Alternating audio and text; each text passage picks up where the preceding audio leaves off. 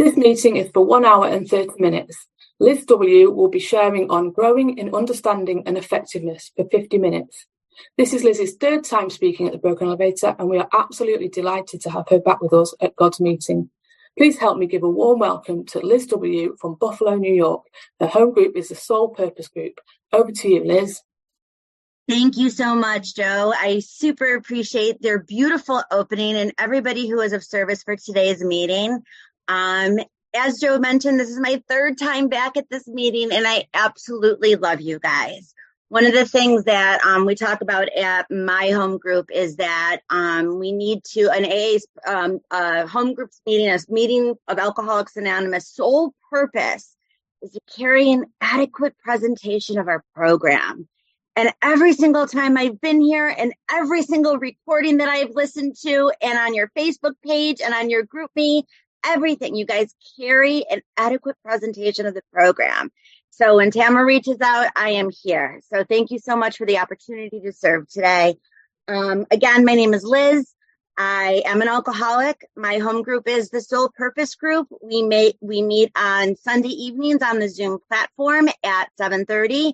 And here in Buffalo, New York, if you're ever in our area of town or neck of the woods, come and see us on Thursdays at 7 p.m.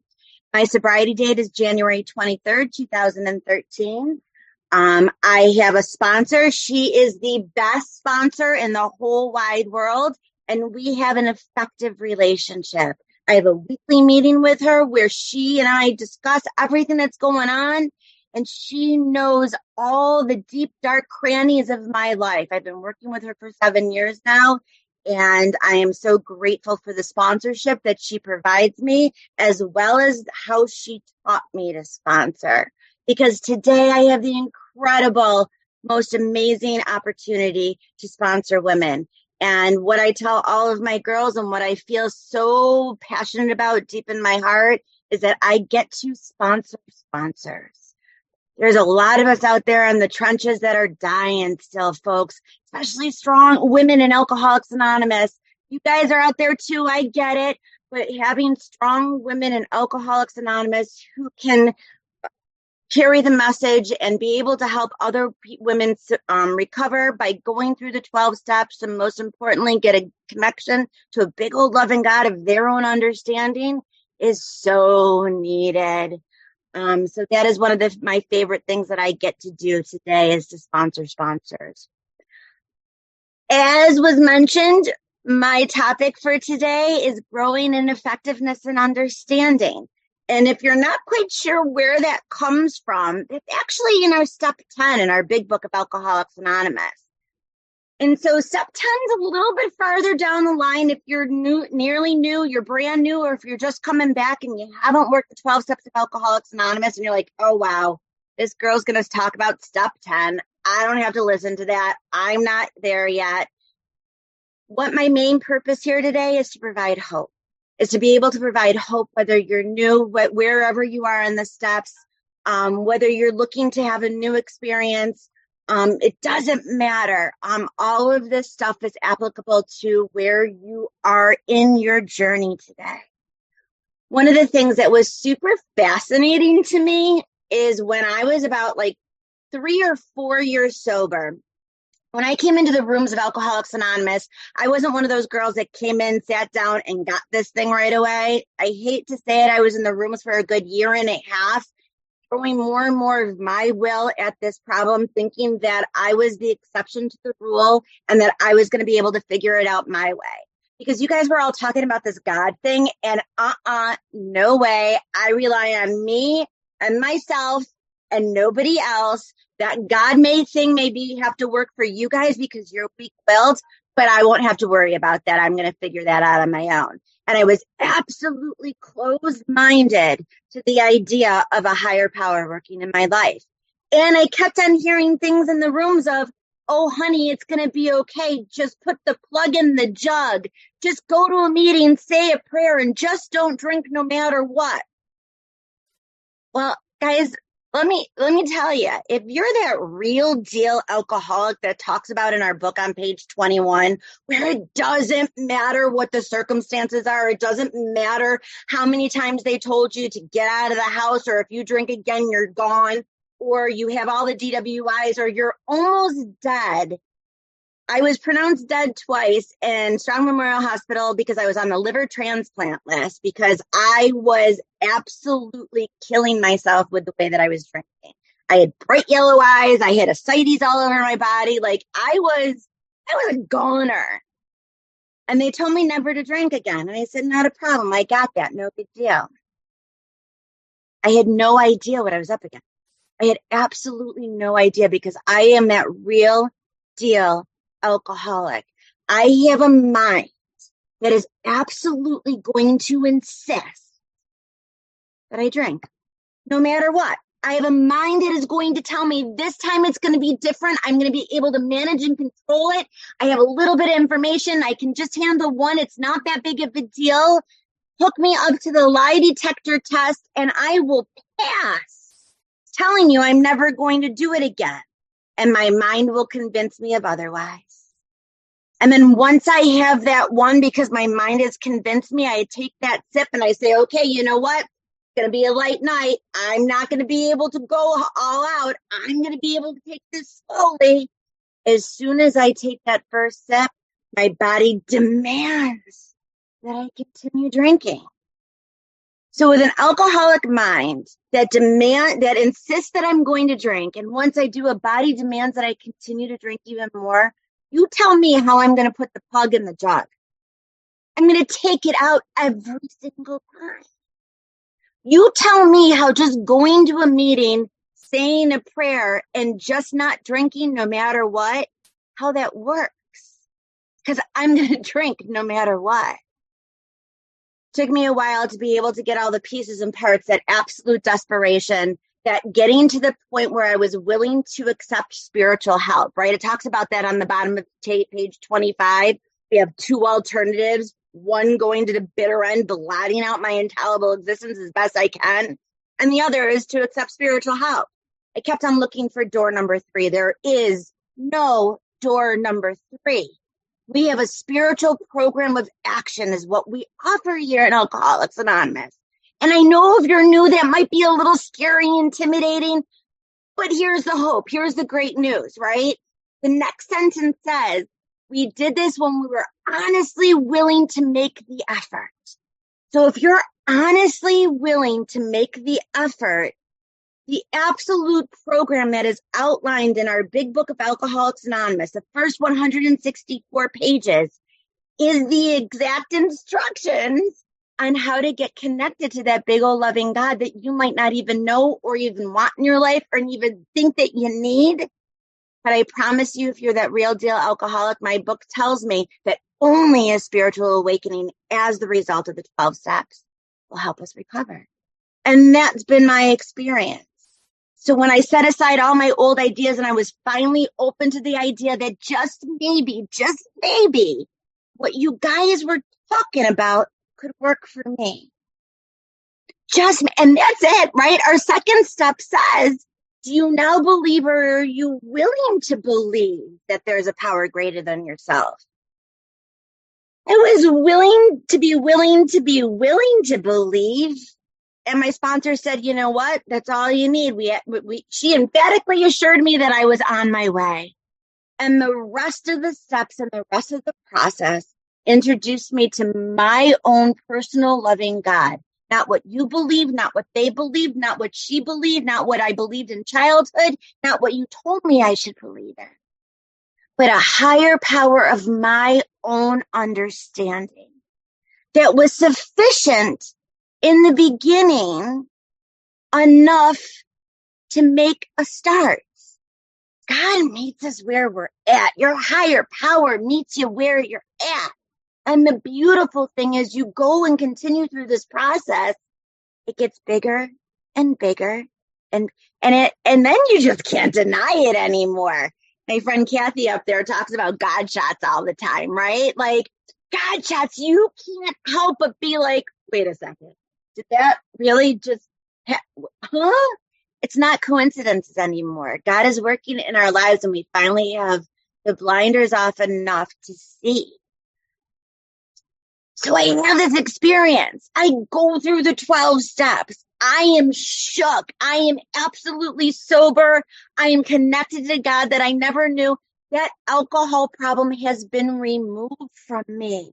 I'm not obsessing about it. I am not thinking about it. I am not talking about it. It's gone. And I'm about 8 months sober at this time. My sponsor thought it was incredibly important that we get through these steps quickly.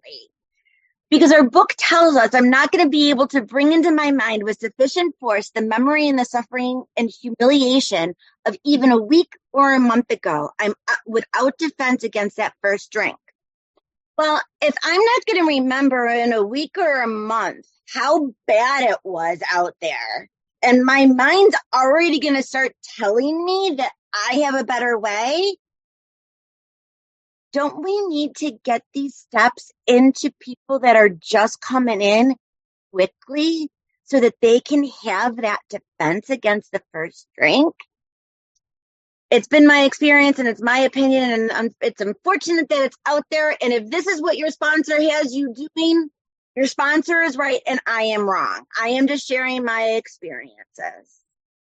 But if we're doing a step a month, if we're doing a step a year, if we're dragging our feet on our fourth and our fifth steps because it's uncomfortable and I don't like the way that I feel, how close are we getting to that big old loving God that's going to relieve us of our alcoholism? How close are we getting to that spiritual awakening?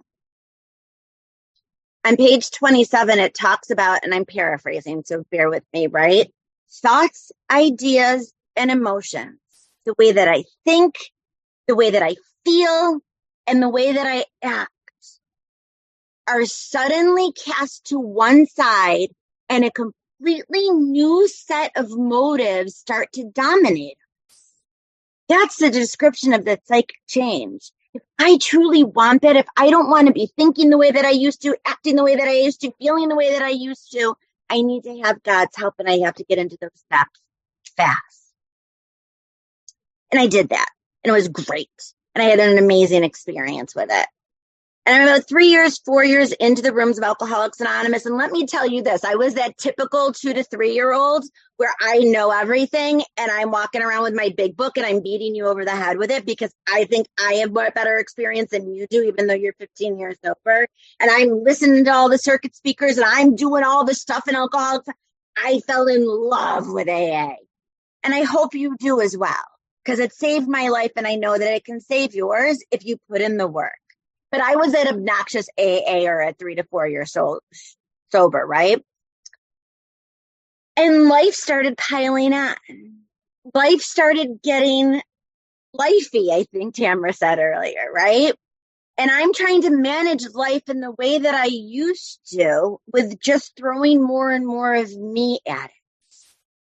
Because I know for real that God removed my obsession of drinking. God has removed the drink problem. I'm without a shadow of doubt, I know that. But for whatever reason, I didn't think God, that big loving God that took away my obsession to drink, which was the only thing that I knew how to do. I drank 24/7. It ruled my life. I couldn't get sober on my own. And I know God did that for me. Yeah, but he can't help me with any other area of my life, right? Like, no, he's got the drink thing and God's good with the drink thing and everything else in my life. God, just go take a knee. I'll take care of it. Don't you worry about it. My relationships, my finances, my job, you name it. I was back to my old standard defects of throwing more and more of my will at situations. In our third step, it talks, I'm going to read this one because I don't want to mess it up. In our third step, it talks, is he not a victim of the delusion that he can wrest satisfaction and happiness out of this world if he only manages well? That's been my ammo all along, guys. If I can just be the actor and be the director and move this over here and do this there and figure this out here. Your life is going to be better. My life is going to be better. Everybody's going to be okay. We're good. We got this. We're playing by my script. You playing by my rules. And I don't inform anybody about the script or the rules. And I just think you guys are all mind readers. And things are blowing up in my life left and right. I'm not getting along with my fiance. We're like, things are getting nuclear in my home. Granted, he's also the exact same sober time as I am, and we were both in the same place together, right? Which is not fun. But things are blowing up at home. I'm getting super stressed at work. My finances, I have a shopping problem. I am racking up the credit cards and hiding boxes from Amazon and lying to my husband about how much I have put us in debt as we're saving for a wedding. Life had become unmanageable, and I was trying to manage it in the best way that I knew how. The reality is, at 3 and 4 years sober, even though I had gone through this work and my sponsor had put it into my head and we had talked about it, I just kind of thought step 10 and 11 were bonus steps, right? Those are extra credit, right? You just read about those in the book. That's just all that they are. They're like extra credit, and that's it. I wasn't taking the actions that it talks about so clearly in step 10 and 11 to be able to grow in effectiveness and understanding. Effectiveness of God's will and understanding of how I have to go out and perform it. Keep God close, perform his work well, and he takes care of all of our needs. That's a third step promise. I breezed over 10 and 11 and I wasn't actively working those steps. The first paragraph in step 10 says, we vigorously commenced this way of living as we cleaned up the past. Well, vigorously is a pretty strong word, right? Like vigorously. And I mean, Bill doesn't mince words, right? I don't know if you know this book very well, but things are written in here in a certain way for a reason. And vigorously is one of them. We entered the world of the spirit. Our next function is to grow in understanding and effectiveness. This is not an overnight matter. Spoiler alert, it should continue for a lifetime. What? Could you imagine like telling your sponsees or working with a sponsor and being like, you know what? No, I don't think I'm going to do a 4th step. That step's optional. I'm not going to do all of what it says, right? Like I'm just going to pass right on by that. So why do so many of us not give 10 and 11 the credit that it deserves, let alone 12? Grow in effectiveness and understanding, right? Here, I'm going to give you a little, this is a cool trick. A lot of people get 10 and 11 confused because 10 says we continue to take personal inventory and we clean up the past, what I'm paraphrasing, right? And so people think step 10 is my nightly inventory. Nope. Think about it this way. 1, 0. The 0 in 10, the 0 is all day long, all of the time. It's never ending. I have to start walking through this world with my eyes open and being aware of my actions and what's going on. One of my favorite speakers referenced it as, I need to start walking through this world awake, not just dreaming I'm awake. And if I'm walking through this world awake, my step 10 tells me exactly what I need to be looking out for, right? We continue to watch for selfishness, dishonesty, resentment, and fear. Add any character defect you would like into that. Are you watching for the things that you uncovered in your 5th step? Are you watching for the greed? Are you watching for the vanity? Are you watching for the dishonesty? Are you watching for the fear? Driven by 100 forms of fear, self-delusion, and self-pity, we step on the toes of our fellows. If I'm not awake enough to realize that the fear is all over me, how am I going to bring that to God? Because guess what? In the next sentence, it says, when these things crop up, guess what? Because they do. So we go through the steps and we have this awakening and we do a fifth step and we have all these character defects and we work a 6 and 7 and we start having these spiritual experiences in 9, right? Like, I think I thought that I was supposed to be rendered white as snow, right? Like, I've done the work. Here I am. I'm good. These things have to be removed from me. I'm not going to feel them anymore. I'm not going to be full of shame anymore. I'm not going to be full of guilt anymore. I've done the work. Why isn't this gone? And our first 100 knew enough with enough experience to put a whole step dedicated to it in her book to say, hey, guess what, guys? You're completely and totally normal. These things are going to crop up because you're human. So when they do, what do I need to do with them? I need to be aware enough and awake enough to know these defects and the things that I get anxious about and paralyzed on and full of fear about, to follow the instructions that it says. I go to God at once. God, remove this from me. And here's another spoiler alert for my brand new peoples. Guess what? This section right here, it works on obsession. It works on the mental obsession. It works on anything that we get stuck in our craw, whether it's the drink or what he thinks of me, or what the boss is going to say on my review, or I shouldn't have been that nasty to him. Whatever. These things work, whether it's the obsession of the booze or the obsession of Liz. When these things crop up, we ask God at once to remove them. We discuss them with someone else immediately. We make amends quickly if we've harmed anyone. Then we resolutely turn our thoughts to someone we can help. If I'm obsessing over the booze and I'm a brand spanking new, what's your sponsor telling you to do? Pray. Beg God to remove that. Go talk to somebody. Go call somebody. Talk about it. And then the magic elixir of them all is to turn my attention to someone I can be of service of. It doesn't say somebody in AA. It doesn't say somebody I'm working with. It just says, turn my attention to someone I can be of service to. Gosh, I really haven't talked to my sister in a couple of weeks. I really should call her. I wonder what she's up to. You know, I've been meaning to send a card out to Robin. I really got to put that in the mail. I know she was going through some hard times. I cannot be thinking about me and my plans and designs and the troubles of my own making if I'm thinking about how I can love on you. Keep God close. Perform his work well. Love on his kids. Help his kids.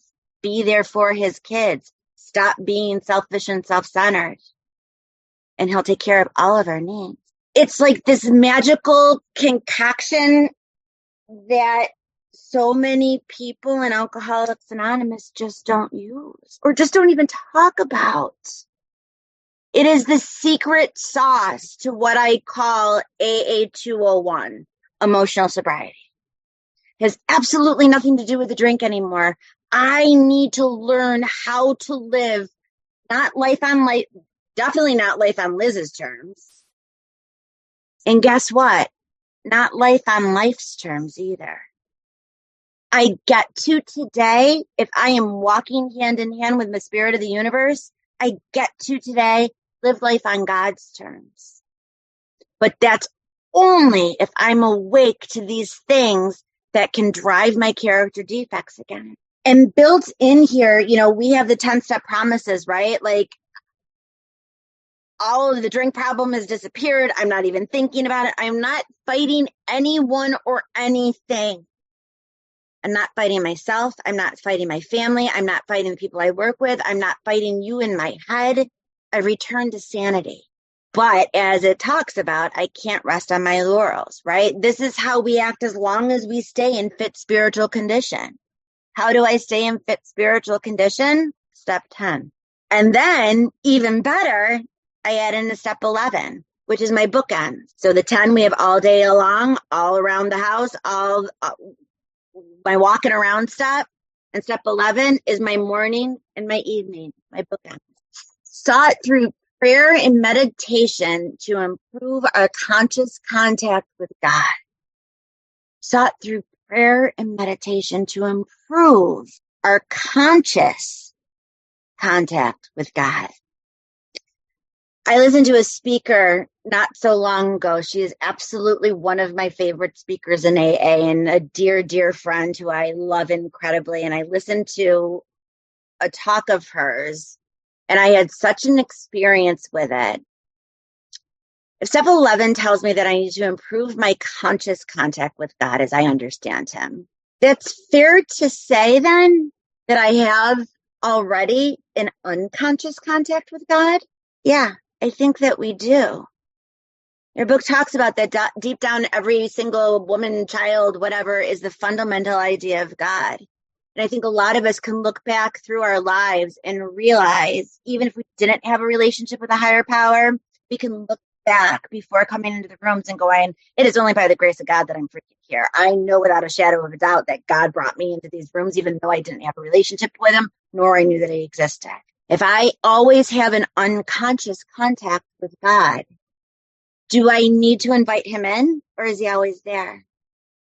Do I need to ask for his forgiveness, or am I already forgiven?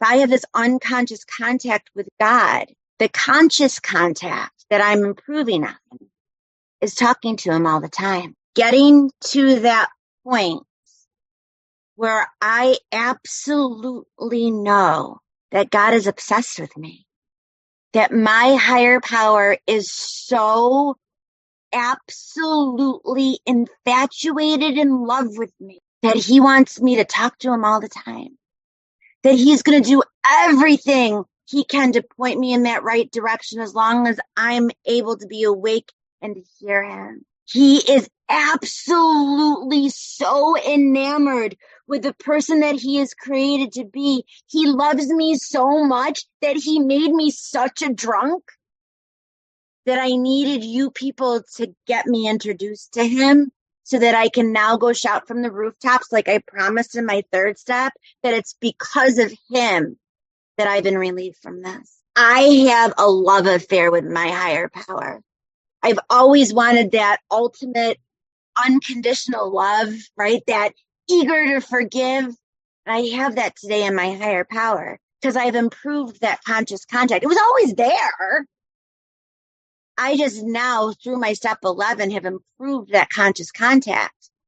And people talk to me about like meditation, like, how do you do this meditation thing? It says in 11, after the 2 paragraphs about what we do on awakening, talk to God about my day, what's going on, how you doing, this is what I got going on, I'm going to need your help because I need to bring him into everything that I do, tells me that. Remove the self-pity, the disgusting character defects that I have. I want to go be a good person today, God. I want to love on your kids, point me in the direction that you need me to. Okay, we're good to go. It says after those 2 periods, we usually conclude the period of meditation with a prayer that we've shown throughout the day what our next step is to be. Wait, what? We just did a period of meditation as I'm talking to God about my day ahead. Guys, I'm a New Yorker. I'm not like a New York City New Yorker, but I'm still a Buffalo New Yorker. And you hear how fast I talk, and I talk with my hands, and it goes a million miles per hour in my head. Like this is how I talk. Could you imagine everything that's going on in here? Like I can literally have 5 thoughts at the exact same time. I can do a guided meditation, like on YouTube, somewhat, somehow, like if it's short and sweet. But like that, only I give you guys all the credit if you're able to sit still and quiet and like all of that. That's just not how I meditate. And my book gives me permission that morning time is me concluding that period of meditation. And my nightly inventory, right? Here's the other thing, is that if I am consistent with my 10th step, my walking around step, being awake, being aware, looking for all these things, making things right when they happen. My 11th step, my nightly inventory doesn't have to take me an hour, but I'm pretty consistent with it. I'm not going to lie. Like, I wish I did it every night. I probably do it like 3 nights a week. It's not, but it's always in my head and I'm always doing it, right? Here's the thing that I know with my growing in effectiveness and understanding. I know since I have taken God out of that box where he's just here for my alcoholism and truly have done the work of bringing him into all areas of my life, my relationship with my husband, my finances, my work, being able to know that I can rely and depend on God in all of these areas. And when I'm stuck in something, I'm talking to him about it. Please, God, help me. I got to write this email. I got to do this project for work. And I'm absolutely paralyzed with fear. Remind me what my core principle is that despite all the evidence that I think in my head, this little voice in my head that will tell me that I'm absolutely nothing and I'm never going to amount to anything and people are going to make fun of me and they're going to laugh at me and I'm a total fool. Remind me, God, that you absolutely love me and you've made me as perfect as I possibly can be. And I have to get out of my own way. This is just me that's standing in the way because of my fear. God, remove this fear from me. And I know when I'm in fit spiritual condition because okay, guys, don't laugh at me. That like little voice in my head that used to talk to me or about you or about them that sounds exactly like me has stopped. And I'm talking to God about what's going on. I heard somebody say, I think it was one of our home group members who said it recently, like I pray 3 times a day, once in the morning, once at night, and then all throughout the rest of the day.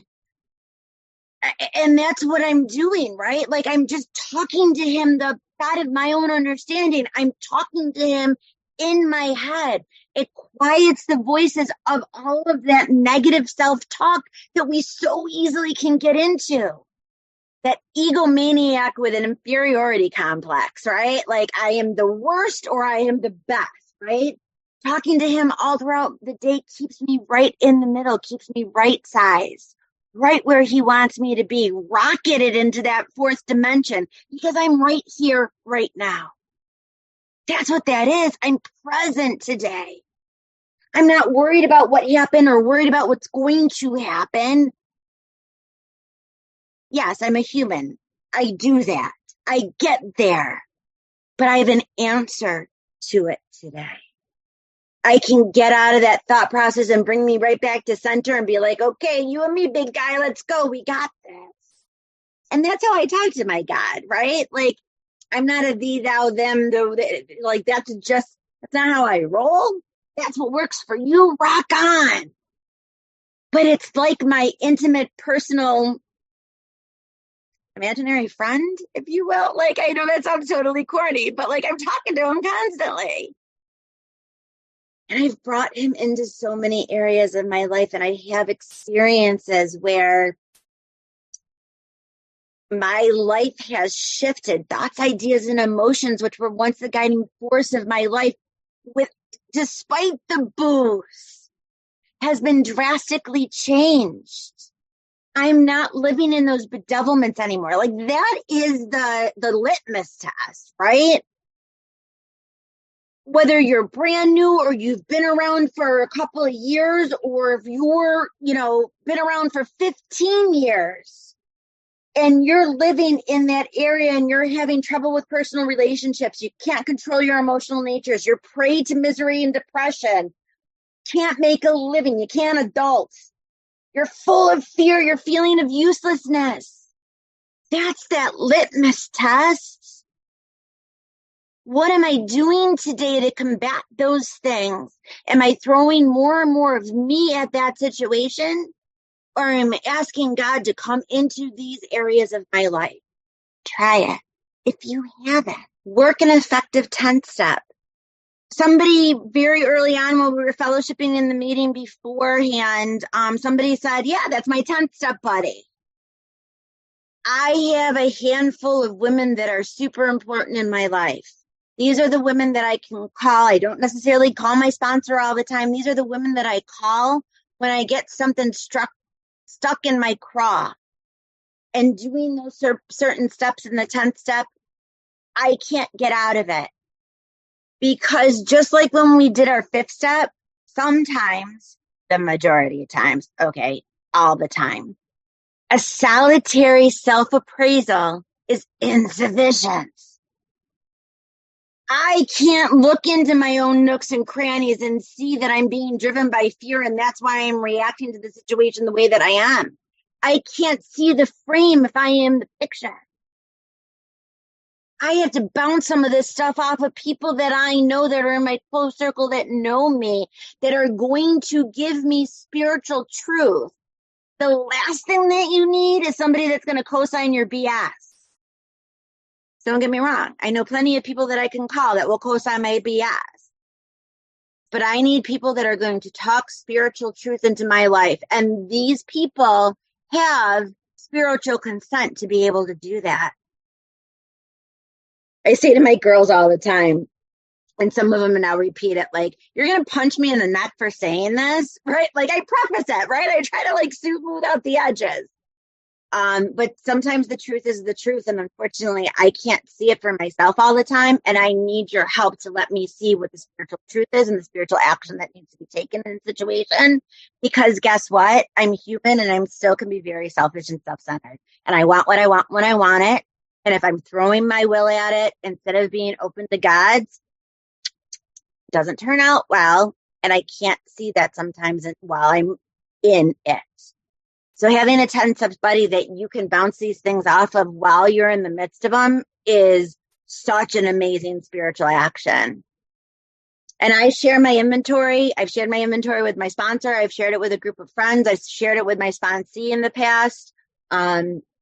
Again, whatever it is that works from you. Some people just write it down on a notepad and it's for themselves. But again, it's taking the actions. We talk about prayer all the time in the room of Alcoholics Anonymous, right? Like, oh, did you pray? Did you talk to God? We got to pray. We got to pray. You're praying. You're doing the prayers. You're doing it. Super, super important. But what we forget a lot of the times, it's prayer and action. It's a spiritual program of action. I can't just rub that magic genie lamp and beg God and then poof, things happen. We have to talk to God and then do as he would have us be. You know, I talk about we got to turn right instead of turn left. I come in and at this point in the program, I start knowing the truth from the false. I start knowing what's right and what's wrong. My moral and philosophical convictions start becoming a little bit clearer of how I should be in this world, a productive member of society. I may not always know what God's will is for me, but I sure as heck know today what God's will is not. And so if I'm aware about what's going on and I'm begging God and saying in prayer, I still have to take the action and not go back to my old ways and not turn left and lay hands on her, or not go left and be abusive, or not go left and steal money from my family's budget, right? I have to do the right action. And in and of myself, a lot of times I'm not capable of that because my default, my operating system, as my friend Robin says, is going to go always. My mind is going to be like, well, I can get away with that, right? I got to turn right and I need God's help to do that. I mean, something that's super, I just like redid my house and I went shopping in the budget with permission. Like I wasn't going crazy. And I was at the home store and I had a whole bunch of pillows and things in my cart and I checked out and get to my cart and I'm throwing the pillows in my cart and I forgot the very first thing that I put in my cart was some like kitchen towels. Like, oh, shoot, those were at the bottom of the cart and I didn't see them with all the pillows in there and I didn't pay for them. I'm 10 years sober and I have a beautiful, loving relationship with God and I help a lot of women. My first thought were, awesome, let's put them in the car, right? It's still there. It's my default. I'm going to go there because I'm a human being. But I get to be a human being by a big old loving God that is absolutely infatuated with me. And I know I can't get away with that crap anymore. So I turn right and I go do the right thing because I'm aware of what that is now. I can't claim ignorance. It is amazing the life that we get to lead when we are bringing all of these principles into all of our affairs and truly living by that code of love and tolerance. Not just that I tolerate you, that I love you. One of my favorite things to talk to my girls about during the 4th step is mercy for all or justice for all. When I'm out there ripping and roaring, or when you've done me wrong or something happens, I want my justice, gosh darn it. I want to be paid back. I want to get you back. I want my justice for how you've wronged me. Thank God. God is all merciful, and he has granted me mercy for all of the things that I've done, and probably for all the things that he knows that I'm going to do coming up. I have a big, loving God that is full of mercy. Who am I not to be? Why don't you deserve the same mercy that's been bestowed upon me? Justice for all, mercy for all. If I live by that code of love and tolerance, I'm living in a code of mercy. But I really do believe that growing in effectiveness and understanding, the most amazing way that we get to do that is we get to be sponsors. It has been true. I mean, it talks about it in our book. It's the bright spot of our lives, right? Sitting down one-on-one with somebody, reading through our basic text, somebody who might have even been in the rooms for a good 5 or 6 years and have never had experience with the 12 steps. And so, and for the first time reading the doctor's opinion to them and then getting what the mental obsession is and the physical allergy, and that they're not alone and on an island all by themselves, and it isn't weak will why they can't stop this thing. It's absolutely incredible. And it's also been my experience is I've never been alone sponsoring somebody. I remember my very first sponsee who I chased all over town because I was going to be the one who was going to save her. It was going to be me. This is in my 2 to 3 year period where I had all of the answers, and I was going to chase her down, and she kept on going out, and I was going to bring her back, and I'm going to take care of her. And that doesn't work. One of my favorite sayings now is you can't want it more for them than they want it for themselves. I can't force feed you this. I can't drag you along kicking and screaming. I can lead a horse to water, but I can't make it put on a bathing suit. It's not, you have to have the desperation. That's how I was. Had to have the desperation. And I can't invoke that in anybody. When you're ready, you're ready. And when you're ready, I will be there to help you. And one of the biggest misconceptions that people have, right? Our 12 step, we need to carry this message in all of our affairs. I just absolutely completely blanked on what 12 step wording is. Hold on the door. I can't believe I blanked on the 12 step. Having had a spiritual awakening as the result of these steps, we tried to carry this message to alcoholics and practice these principles in all of our affairs. Is the only way that I get to carry the message is by sponsoring somebody? Do we want you out there in the trenches and sponsoring men and women? Of course. You do it for you because that time that you keep on going through the steps every time you do it. It's an amazing experience. And you're helping somebody else. But it says we tried to carry this message. How else can we carry the message? Well, I hope to gosh darn whatever you're carrying the message in your home group. Are you talking about the solution to Alcoholics Anonymous? Are you talking about the steps in the big book? Or are you talking about a drunken log? A drunk a log? Are you talking about, as my husband puts it, cats peeing on the carpet and the snowblower that needs to be fixed? Are you going into meetings and they're talking about the problem of the day? Or are you there to carry the message? We have to have an adequate presentation of the program as the sole purpose of any AA group. That's why my group's called Soul Purpose Group, if you were wondering, because that's a quote from Bill Wilson and As Bill Sees It. So just because we're not sponsoring somebody, or we haven't gotten to the point where we are able to sponsor somebody because maybe we're not into our 9th step, right? Like, and I don't think that you have to be in 12 steps to be sponsoring people or helping people.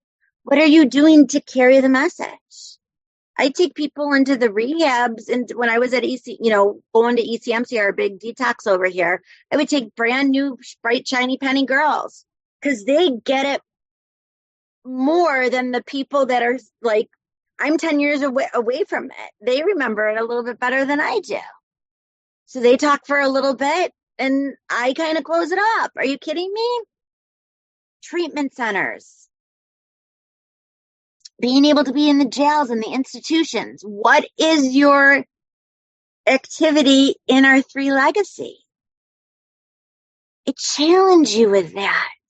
If we're truly growing in effectiveness and understanding, are we effectively doing what we need to do to ensure that the lights are on for the next alcoholic who needs to come into the rooms? Or are we just sitting in our home group waiting for the next drunk to stumble in? What are we doing to effectively carry the message? That's why we have 3 sides to our triangle. Are we in all 3 sides? It's imperative, in my opinion, in our first founders' opinion, in our areas, our central committees, our inner groups, right? There are so many ways to get involved to carry the message. And guess what? Here's the bonus. At the end of the day, at the root of it, how often does our book tell us it is our responsibility to be out there and working with other people? When in times of tough going, nothing else ensures immunity to alcoholism is strenuous work with another alcoholic. That ensures my sobriety. I go back to the ideas. I can't be thinking about me, my problems, my life woes, my issues, if I'm caring and loving on you. I think that is one of the absolute core principles of growing in effectiveness and understanding. I love how our 10th step reminds us that we have to continue this for a lifetime. This is not something that I get to do once and then be done with it. At the very end of our 11th step, it talks about some promises, the 11th step promises. And I'm just going to read these because just think about this and the freedom that this conjures in your mind. We are then in much less danger of excitement, fear, anger, worry, self-pity, or foolish decisions. We become more and more efficient. We do not tire so easily, for we're not burning up energy foolishly as we did when we were trying to arrange life to suit ourselves. The shortest promise and the biggest promise. It works. It really does. We alcoholics are undisciplined, so we let God discipline us in the simple way we have outlined. But this is not all. There is action and more action. Faith without works is dead. The next chapter is entirely devoted to this 12th step. Faith without works is dead. More action and more action. We are undisciplined. Our go-to setting is, I'm going to manage the show myself. I got this. We let God discipline us by being awake and aware of what we are and what we're doing, consistently growing that conscious contact with Him. Thank you so much for having me here again today. Thank you so much for my life. I love you all.